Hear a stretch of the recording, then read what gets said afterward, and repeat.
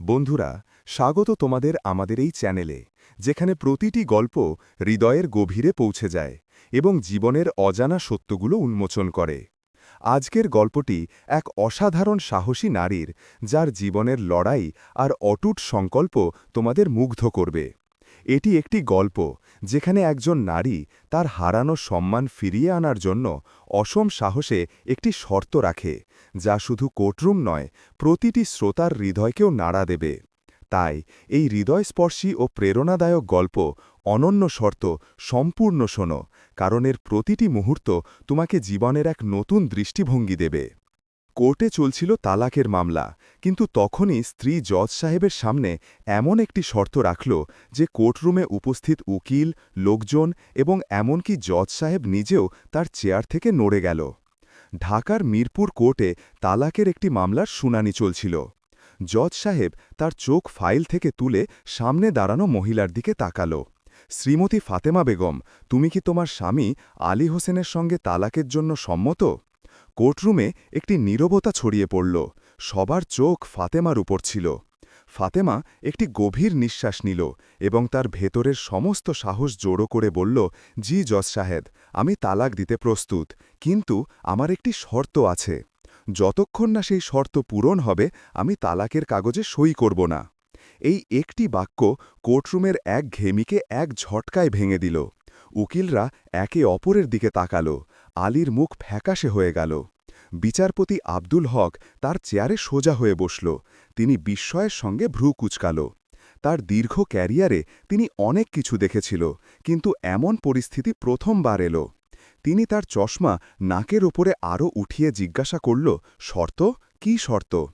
ফাতেমার চোখ সোজা জজ সাহেবের চোখের দিকে তাকিয়েছিল। তার কণ্ঠে এখন আর কাঁপুনি ছিল না। তার মধ্যে এমন একটি দৃঢ়তা ছিল, যা একটি আগ্নেয়গিরি ফাটার আগের শান্তির মতো ছিল।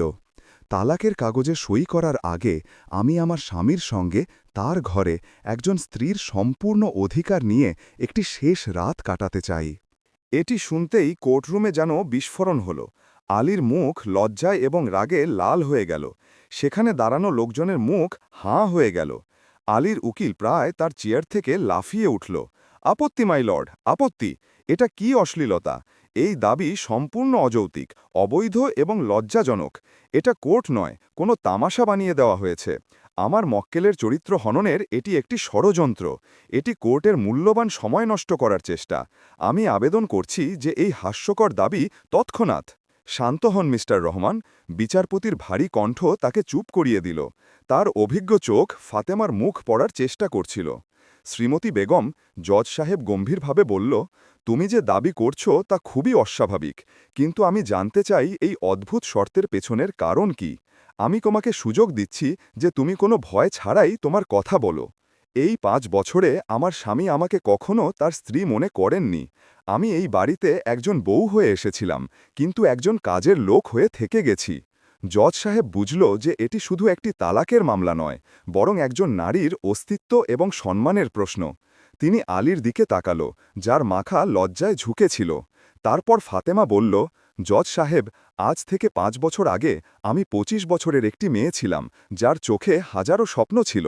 আমার বিয়ে ঠিক হয়েছিল আলীর সঙ্গে। আলী একটি মাল্টিন্যাশনাল কোম্পানিতে ভালো পদে ছিল। আমার মা বাবা তাদের সামর্থ্যের বাইরে খরচ করেছিল, ঋণ নিয়ে আমাকে যৌতুক দিয়েছিল। তারা ভেবেছিল যে তাদের মেয়ে রাজত্ব করবে। ফাতেমা এক মুহূর্তের জন্য থামল, যেন সেই স্মৃতিগুলো জোরে জোরে ধরকাচ্ছিল। কোর্টরুমে বসা লোকজন এই কথা শুনে একে অপরের দিকে তাকাতে লাগল। তারপর ফাতেমা বলল, রাত প্রায় ১টার দিকে আলী ঘরে এলো। তার মুখে কোনো উৎসাহ ছিল না, কোনো খুশি ছিল না। তিনি দরজা বন্ধ করে সোজা আলমারির দিকে গেল। তিনি তার জামাকাপড় বের করল এবং আমাকে বলল, দেখো ফাতেমা, আমি তোমাকে কিছু বলতে চাই। আমি ঘোমটা তুলে তার দিকে তাকালাম। আমি ভেবেছিলাম হয়তো তিনি লজ্জা পাচ্ছেন, কিন্তু তিনি বলল, আমি এই সব জিনিসের জন্য মানসিকভাবে প্রস্তুত নই। আমার তোমার কাছে কোনো ব্যক্তিগত প্রত্যাশা নেই। তুমি এই বিছানায় আরামে ঘুমাও, আমি সোফায় ঘুমাচ্ছি। এই বলে তিনি বালিশ আর চাদর নিয়ে সোফায় ঘুমিয়ে পড়ল। জজ সাহেব, আমি সারা রাত কেনেছিলাম। আমার সাজসজ্জা অশ্রুর সঙ্গে ধুয়ে গিয়েছিল। আমি ভেবেছিলাম হয়তো নতুন সম্পর্কে সময়ের আগে। হয়তো তিনি কাজের চাপে আছেন। আমি নিজেকে বোঝালাম যে সব ঠিক হয়ে যাবে, কিন্তু সেই কাল কখনো আসেনি। পরের সকালে যখন আমি উঠলাম, তখন বাড়িতে উৎসবের মেজাজ ছিল। সবাই আমাকে ঠাট্টা করছিল, কিন্তু আমার ভেতরে একটি ঝড় চলছিল। আমি কাউকে কিছু বলিনি। আমার মনে হয়েছিল এটা আমাদের মধ্যে ব্যাপার, এটাকে বাইরে নিয়ে যাওয়া ঠিক নয়। ফাতেমা তার গল্প চালিয়ে গেল। দিন কাটতে লাগল, সপ্তাহ, মাস এবং তারপর বছর। আলীর ব্যবহার বদলায়নি। আমরা একই ছাদের নিচে দুই অপরিচিতের মতো থাকতাম। তিনি সকালে অফিসে যেত, রাতে দেরি করে ফিরত, খাবার খেত এবং তার সোফায় ঘুমিয়ে পড়ত। আমাদের কথাবার্তা শুধু হ্যাঁ না বা খাবারে কি বানিয়েছ পর্যন্ত সীমিত ছিল।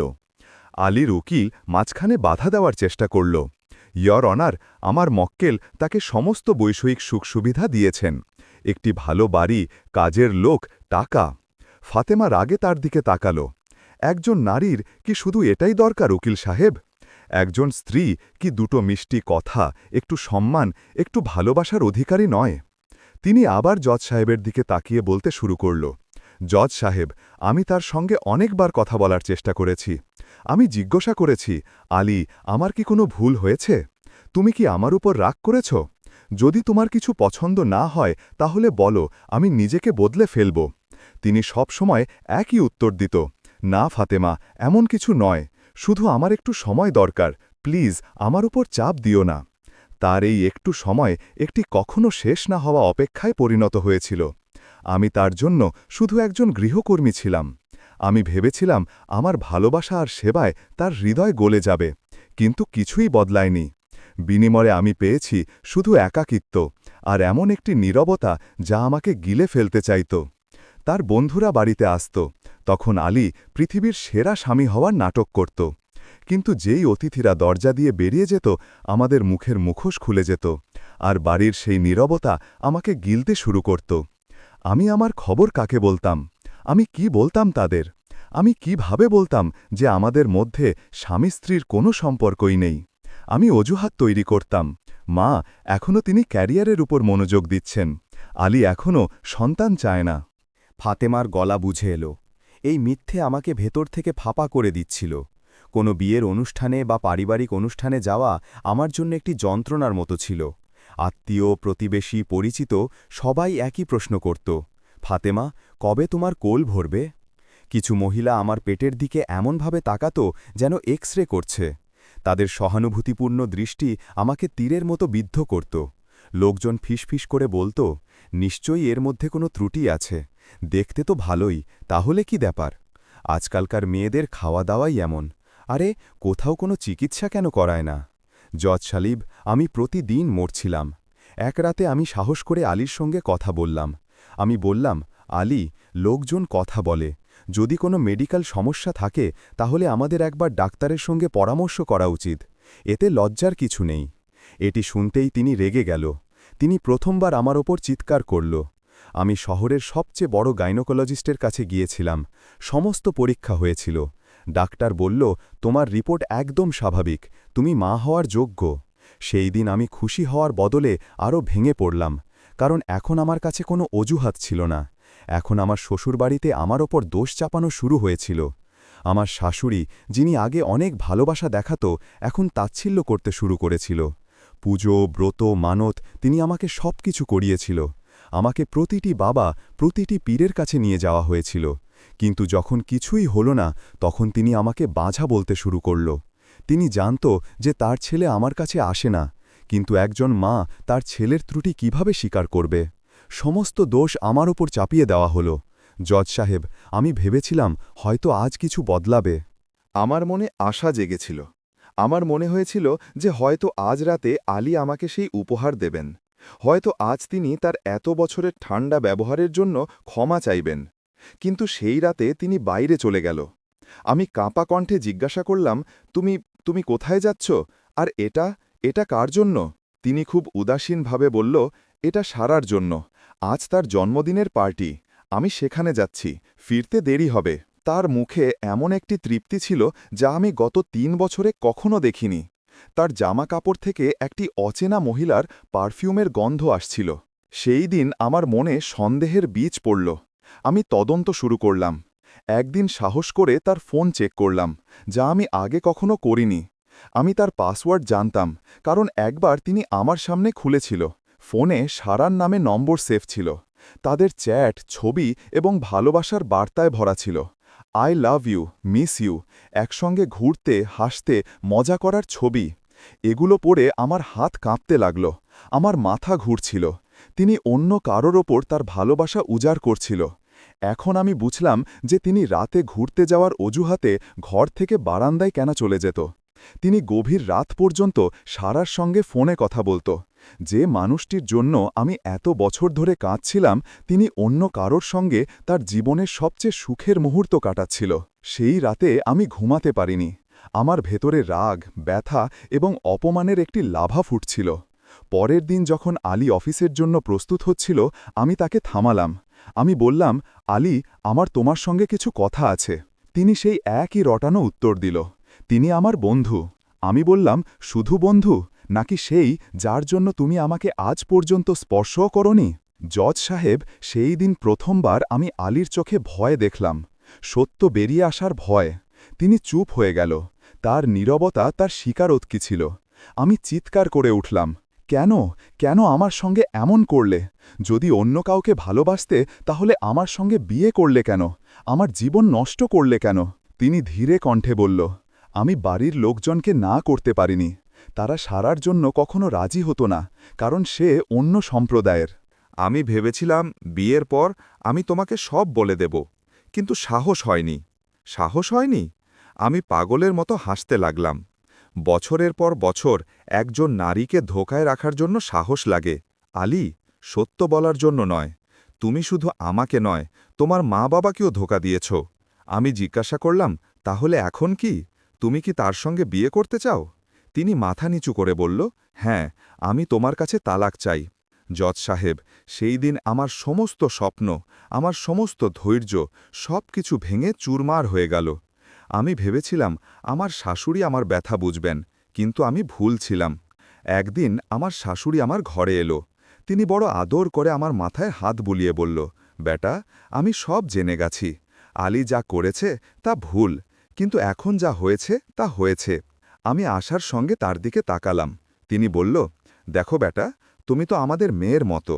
আমরা তোমার খারাপ চাই না, কিন্তু আলীর খুশিও তো দেখতে হবে। সে ছাড়া ছাড়া থাকতে পারে না। আর সত্যি বলতে বংশও তো বাড়াতে হবে। তোমার সঙ্গে এত বছরও তো কিছু হয়নি। ফাতেমা আবার বর্তমানে ফিরে এলো।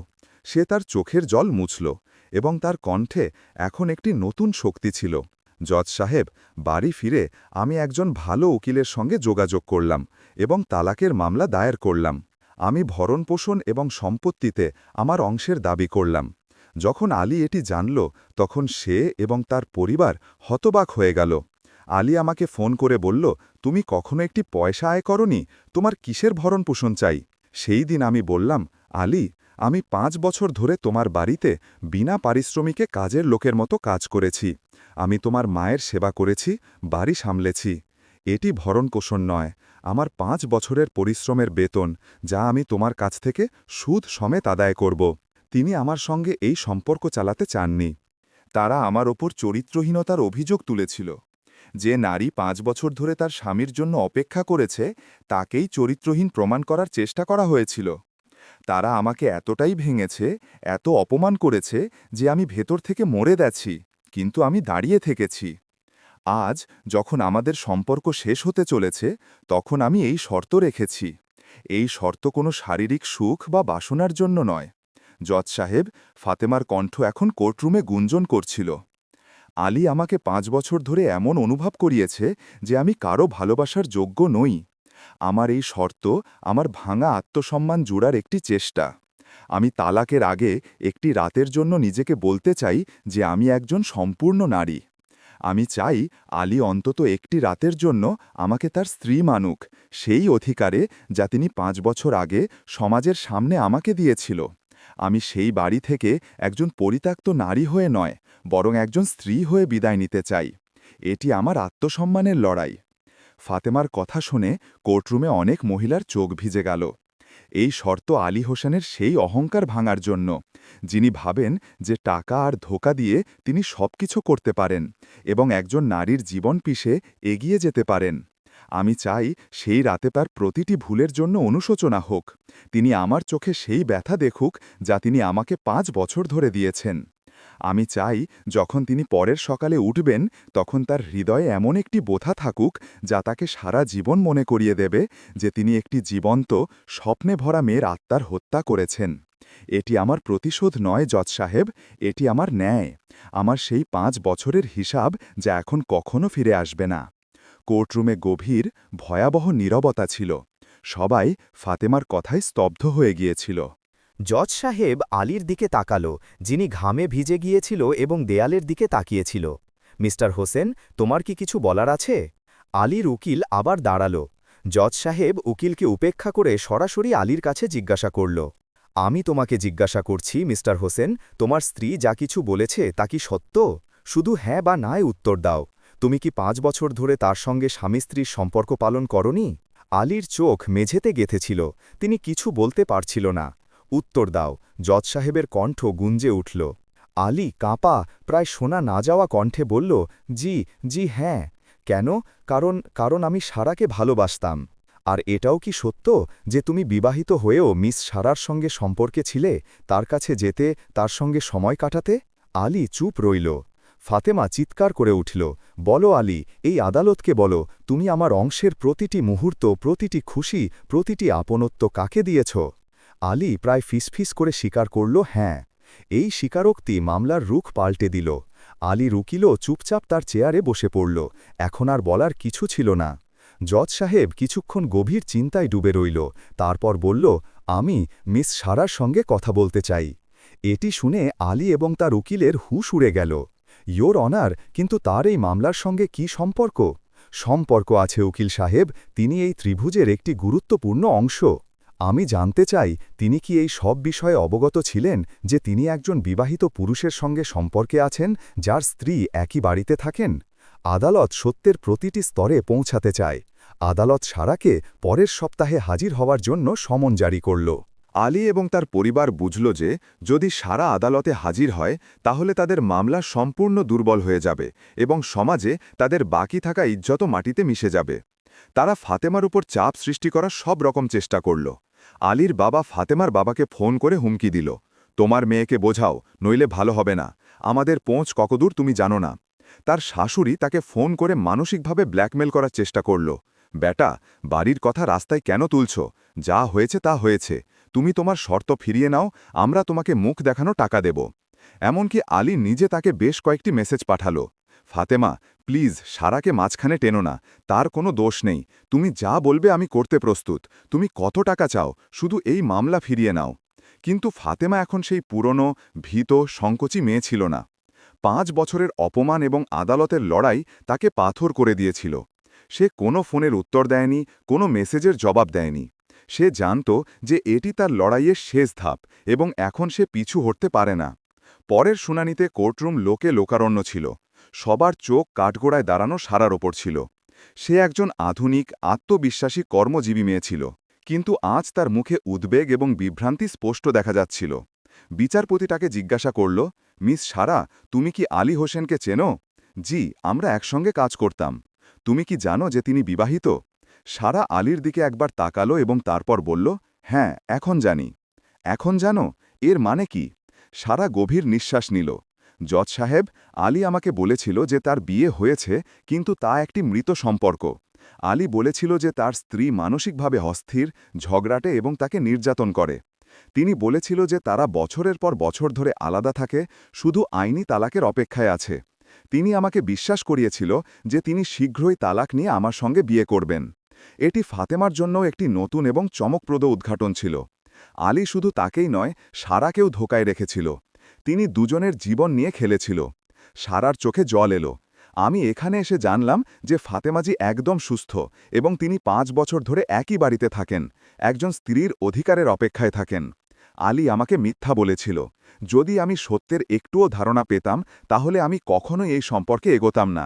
আমাকে ক্ষমা করে দিন ফাতেমাজি, আমিও একজন নারী, আমি আপনার ব্যথা বুঝতে পারি। আমার সঙ্গেও ধোঁকা হয়েছে, সারার এই বক্তব্য আলীর কফিনে শেষ পেরেক হয়ে গেল। আলীর সম্পূর্ণ মিথ্যা উন্মোচিত হয়েছিল। প্রমাণ এবং সাক্ষীদের বক্তব্য শোনার পর জজ সাহেব তার চোখ বন্ধ করল, যেন পুরো মামলাটি তার মনে তৌল করছিল। কোর্টরুমে পিন পড়ার নীরবতা ছিল। কিছুক্ষণ পর তিনি চোখ খুলল এবং ফাতেমার দিকে তাকাল। ফাতেমা জি, আমি আপনার শর্তের পিছনের ব্যথা, অপমান এবং বছরের পর বছর ধরে ছটপটানি বুঝতে পারি। একজন নারীর জন্য এর চেয়ে বড় অপমান হতে পারে না, কিন্তু আইন তার সমস্ত সীমাবদ্ধতা নিয়ে আপনাকে সেই অধিকার দিতে পারে না যা আপনি দাবি করছেন। আপনার সেই শর্ত পূরণ হতে পারে না। এটি শুনে ফাতেমার মুখ মলিন হয়ে গেল। তাকে মনে হলো যে সে হেরে গেল। তারপর জজ সাহেব ফাতেমাকে বলল, ফাতেমা জি, আমি আপনাকে একটি প্রশ্ন করতে চাই। ফাতেমার চোখ দিয়ে জল বেরিয়ে এলো। আপনি কি এই মানুষটিকে এখনও ভালোবাসেন? ফাতেমা ধীর কণ্ঠে বলল, না জজ সাহেব, এখন ঘৃণা করি। জজ সাহেব তাকে কাছে ডাকল এবং তার কণ্ঠকে অত্যন্ত নরম এবং ব্যক্তিগত করে বলল, বেটি, আমি এখন আপনার সঙ্গে একজন জজ হিসেবে নয়, একজন বাবার হিসেবে কথা বলছি। আমারও একটি মেয়ে আছে, প্রায় আপনার বয়সী।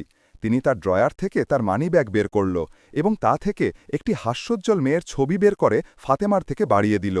এটি আমার মেয়ে আয়েশা। ৩ বছর আগে তারও তালাক হয়েছিল। তার স্বামী তাকে মানসিক এবং শারীরিকভাবে নির্যাতন করত, তার আত্মসম্মানকে প্রতিদিন পিষে দিত। যখন সে তালাক নিয়ে ভাঙা হৃদয়ে বাড়ি ফিরল, তখন সে সম্পূর্ণ ভেঙে পড়েছিল। তাকে মনে হয়েছিল যে তার জীবন শেষ হয়ে গেছে। সে অনেক দিন ধরে তার ঘর থেকে বের হয়নি। জজ সাহেবের কণ্ঠ ভারী হয়ে এলো। তুমি জানো, তোমার অস্তিত্ব, তোমার খুশি অন্য কারো থাকা বা না থাকার ওপর নির্ভরশীল নয়। তুমি একটি সোনার খাঁচা ছেড়ে এসেছ। এখন তোমার সামনে উড়ার জন্য পুরো আকাশ আছে। ফাতেমা বেটা, আজ আমার মেয়ে তার নিজের একটি বুটিক চালায়। সে স্বনির্ভর, খুশি এবং আগের চেয়ে অনেক বেশি আত্মবিশ্বাসী। জানো কেন? কারণ সে তার খুশির রিমোট কন্ট্রোল অন্য কারো হাতে দেওয়া বন্ধ করে দিয়েছে। তিনি ফাতেমার চোখে তাকিয়ে বলল, তুমি যে একটি রাত দাবি করছ, তা কি? তা সেই মানুষটির কাছ থেকে তোমার অস্তিত্বের সার্টিফিকেট চাওয়া, যিনি তোমার অস্তিত্বকে কখনো মানেননি। তুমি সেই মানুষটির কাছে সম্মানের ভিক্ষা চাইছ, যিনি সম্মানের অর্থই জানেন না। একজন নারীর মর্যাদা এতে নয় যে কোনো পুরুষ তাকে গ্রহণ করে কিনা। তার মর্যাদা তার নিজের আত্মসম্মানে, তার নিজের পরিচয়ে। তুমি দুর্বল নও, তুমি খুব সাহসী।